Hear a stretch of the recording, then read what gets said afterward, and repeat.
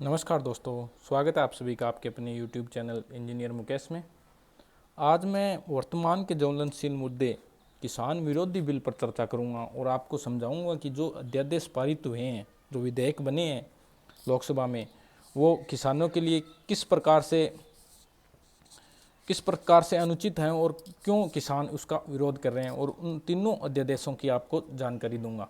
तो चलिए शुरू करते हैं। सर्वप्रथम ये कि किसान विरोधी बिल जो अध्यादेश है, 3 अध्यादेश है, उन तीनों अध्यादेशों की चर्चा करूंगा। जो अध्यादेश है वो ध्वनिमत से पारित हुए हैं,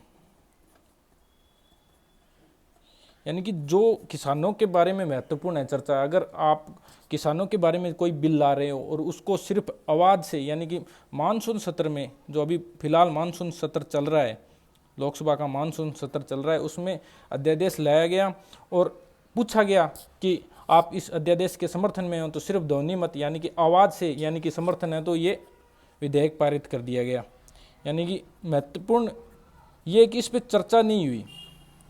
सबसे कठिन, सबसे ज़्यादा सोचने वाली बात है कि इतना बड़ा बिल ला रहे हो आप, किसानों के समर्थन में या किसानों के विरोध में आप कुछ काम कर रहे हो और उस पर चर्चा ही नहीं कर रहे, तो क्या कर रहे हो आप। तो ये महत्वपूर्ण है कि चर्चा नहीं हुई, विधेयक पर चर्चा नहीं हुई और उसको पारित कर दिया गया। और दूसरी समस्या क्या है कि 3 अध्यादेश पारित किए हैं। तीनों अध्यादेशों के बारे में आपको बता रहा हूँ। तीनों अध्यादेश ये हैं कि पहला है कृषि उपज व्यापार और वाणिज्य संवर्धन और सुविधा विधेयक 2020। पहला विधेयक ये पारित किए है, कृषि उपज व्यापार और वाणिज्य संवर्धन और सुविधा विधेयक। तो इसके अंदर क्या है, समस्या क्या आ रही है, महत्वपूर्ण समस्या क्या आ रही है। पहली समस्या ये है कि इसमें बताया गया कि किसान कृषि मंडी की ट्रेड एरिया से बाहर है, यानी कि किसान अपनी मनचाही जगह पर अपना अनाज बेच सकता है, यानी कि कृषि मंडी के ट्रेड एरिया से बाहर कर दिया गया है, यानी कि वह अपनी मनचाही जगह पर अपनी उपज को बेच सकता है। इससे परेशानी क्या है, इससे समस्या क्या आ रही है। इससे समस्या आ रही है कि जो कृषि मंडी में जो शुल्क है, शुल्क जमा कराना होगा, वो शुल्क जमा नहीं होगा अब। और इसका विरोध कौन कर रहे हैं, आड़तीये। अगर किसान कृषि मंडी के अंदर अनाज बेचने नहीं जाएगा तो कृषि मंडी में जो आड़ती हैं उनको क्या फ़ायदा होगा, और वो किस लिए हैं, उनको शुल्क नहीं मिलेगा, तो ये आड़ती हैं वो इसका विरोध कर रहे हैं सर्वप्रथम तो। और दूसरा, इसमें क्या है, एमएसपी निर्धारित नहीं है। एमएसपी निर्धारित नहीं है, तो एमएसपी निर्धारित नहीं होने के कारण, यानी कि एमएसपी का मतलब है minimum selling price, minimum selling price, न्यूनतम बिक्री मूल्य। अब किसान की उपज का न्यूनतम बिक्री मूल्य अगर निर्धारित नहीं है तो किसान का शोषण होगा। अगर वो कहीं जाएगा तो कीमतें तय नहीं होगी और निजी कंपनियां वो किसान का शोषण करेगी। महत्वपूर्ण समस्या इस विधेयक में ये आ रही है कि किसान कृषि मंडी के बाहर हो गया है, यानी कि ट्रेड एरिया, वो अपनी मनचाही जगह पर अपना अनाज बेच सकता है, और जिससे आड़तीय विरोध कर रहे हैं क्योंकि उनको शुल्क नहीं मिल रहा है। अगर कृषि मंडी में जाएंगे तो उनका शुल्क जमा होगा, वो शुल्क आड़तियों को नहीं मिल रहा है, इसलिए आड़तीय विरोध कर रहे हैं। और दूसरी महत्वपूर्ण है कि इसमें ट्रेड एरिया से समाप्त है और मनचाही कीमतों पर निर्धारित हो रहे हैं। और सरकार क्या कह रही है इस विरोध के बारे में, पॉजिटिव बात क्या बता रही है कि किसान जो अनाज कहीं भी बेच सकता है, ऑनलाइन बेच सकता है, और जहाँ पे उसको बेहतर दाम मिले वहाँ पे बेच सकता है। और बिचौलियों से मुक्ति, यानी कि जो बिचौलिए का नाम आड़तियों को दिया गया है, आड़तियों से मुक्ति, यानी कि किसानों का शोषण ना हो, इसलिए हम ये बिल लाए हैं। परंतु दोनों ही बात है कि सरकार ये बात कह रही है कि बिचौलियों से मुक्ति मिल रही है, और दूसरी बात यह है कि अगर मिनिमम सेलिंग प्राइस नहीं है तो किसान अपना शोषण करवाएगा निजी कंपनियों से। दूसरा है मूल्य आश्वासन तथा कृषि सेवाओं पर किसान सशक्तिकरण और संरक्षण समझौता। इस समझौते में क्या है कि किसानों की आय बढ़ाने के लिए बोल रहे हैं, आय बढ़ाने के लिए बोल रहे हैं और बिचौलियों को ख़त्म करने के लिए बोल रहे हैं। और तीसरा आपूर्ति चेन, यानी ऑनलाइन सिस्टम तैयार करने के लिए बोल रहे हैं, यानी कि किसान से सीधी उपज लेने के बारे में।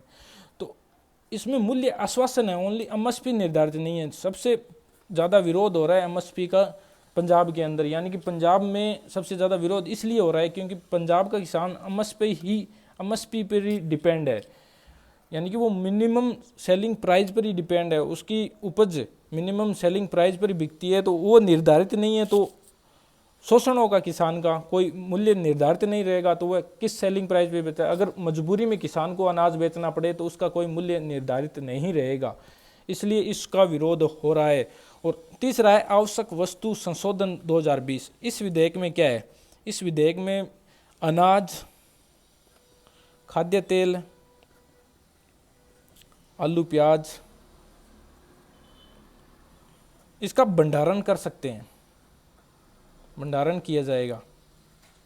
और विदेशी स्रोत, विदेशी निवेश को आकर्षित करने के लिए, यानी कि विदेशी व्यक्तियों को कृषि के अंदर निवेश करने के लिए आकर्षित किए रहे हैं। तो इसमें दिक्कत क्या होगी, इसमें महत्वपूर्ण दिक्कत है, अगर राज्य सरकारों, इसमें महत्वपूर्ण दिक्कत है कि व्यापारी वर्ग है वो फसल की जमाखोरी कर सकते हैं, जिससे कि महंगाई बढ़ेगी। किसान को अपनी उपज तो बेचनी होगी और व्यापारी वर्ग है वो फसल की जमाखोरी कर लेगा और जिसके कारण महंगाई बढ़ेगी। तो विरोध करने के महत्वपूर्ण 3 कारण हैं, 3 या 4 कारण मैं आपको बता देता हूँ। विरोध के महत्वपूर्ण कारण है भी, पहला एमएसपी निर्धारित नहीं है इसमें, दूसरा कीमतें तय करने का,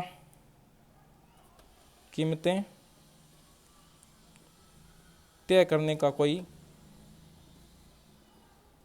तंत्र नहीं, निजी कंपनी किसानों का शोषण कर सकती है।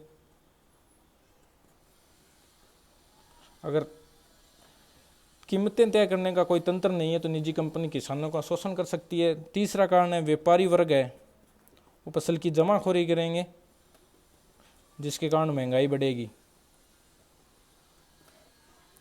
चौथा है राज्य सरकारों को चिंता ही है। राज्य सरकारों को क्या चिंता है, राज्य सरकारों को चिंता है कि अगर किसान को राज्य के अंदर उचित दाम नहीं मिला तो वह दूसरे राज्य में फसल को बेचेगा, जिसके कारण राज्य के अंदर फसल को लेकर जो फसलें हैं वो अनाज है उसकी कमी होगी और कीमतों में वृद्धि होगी, यानी कि दूसरे राज्यों पर वो डिपेंड हो जाएगा। तो इसके विरोध के ये महत्वपूर्ण कारण है। मैंने आपको तीनों बिल बताए हैं। तीनों बिल, पहला है कृषि उपज में वाणिज्य संवर्धन विधेयक, इसमें बता रही है सरकार, तो ये बोल रही है अनाज कहीं भी बेच सकता है, ऑनलाइन वह बेच सकता है, जहाँ पे बेहतर दाम मिले वहाँ पर बेच सकता है, और बिचौलियों को समाप्त कर रहे हैं हम। समस्या क्या आ रही है, समस्या क्या आ रही है कि किसान को कृषि मंडी और ट्रेड एरिया से बाहर कर दिया। तो पहली तो समस्या आड़तियों के सामने आ रही है, जो भी व्यापारी वर्ग है वो सड़क पे आ जाएगा। दूसरा कि अगर बाहर बेचेगा तो उसको मनचाही कीमत नहीं मिल पाई, मतलब मनचाही कीमत पर खरीदेगा जो खरीदेगा, यानी कि एमएसपी निर्धारित नहीं है। और इसमें मूल्य आश्वासन दूसरे विधेयक में क्या बोल रहे हैं कि आय बढ़ाने, बिचौलियों को खत्म करने, आपूर्ति चयन करने के लिए। तो इसमें क्या भी वही बात, एमएसपी निर्धारित नहीं है। आवश्यक वस्तु अधिनियम है, इसमें क्या बोल रहे हैं भी अनाज, खाद्य तेल और आलू प्याज का भंडारण किया जाएगा और विदेशी निवेशकों को आकर्षित किया जाएगा। परंतु दिक्कत क्या है, मेन दिक्कत ये है कि व्यापारी वर्ग फसल की जमाखोरी करेंगे और जिससे महंगाई बढ़ने के बहुत ज़्यादा चांसेज है। तो ये सबसे ज़्यादा महत्वपूर्ण। और इन अध्यादेशों को सबसे ज़्यादा दिक्कत ये है कि इन अध्यादेशों को सिर्फ ध्वनि मत से, यानी कि अध्यादेश लाए गए लोकसभा में और पूछा गया कि आपको इस अध्यादेश पर विचार मतलब पास कर दें, तो सिर्फ आवाज़ से भी यहाँ आवाज़ आई भी यहाँ पास कर दो तो ये विधेयक बना दिया गया, यानी कि चर्चा नहीं हुई। किसान रीढ़ की हड्डी है जिस देश में, उस पर किसानों के लिए आप बिल ला रहे हो, उस पर चर्चा नहीं कर रहे तो क्या कर रहे हो। तो महत्वपूर्ण यह है कि इसमें चर्चा नहीं हुई है। चर्चा नहीं हुई भी किसानों के हित में है या अहित में है, इस पर कोई चर्चा नहीं हुई। इसका कारण इस पर किसानों का सबसे ज़्यादा विरोध है और निजीकरण को बढ़ावा दे रहा है ये। निजीकरण को। और इस पे करंट का महत्वपूर्ण क्वेश्चन भी बन रहा है भी कि केंद्रीय मंत्री हरसिमरत कौर बादल, यानी कि वो पंजाब की अकाली दल, शिरोमणि अकाली दल SAD की केंद्रीय मंत्री थी हरसिमरत कौर बादल, जो खाद्य एवं प्रसंस्करण मंत्री पद से इस्तीफा दिया है। इसके मंत्रालय का भार दिया गया है नरेंद्र सिंह तोमर को। नरेंद्र सिंह तोमर ये कृषि मंत्री है, इनको भार दिया गया। और थोड़ा पॉलिटी के बारे में बता दूं कि ये इस्तीफा राष्ट्रपति को दिया है। और मंत्री है, मंत्री व्यक्तिगत रूप से राष्ट्रपति के प्रति समर्पित और सामूहिक रूप से मंत्री परिषद के।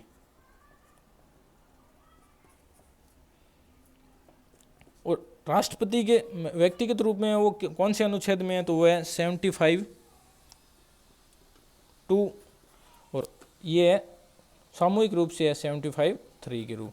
राष्ट्रपति ने इस्तीफा मंजूर किया है किसकी सलाह से? प्रधानमंत्री की सलाह पर।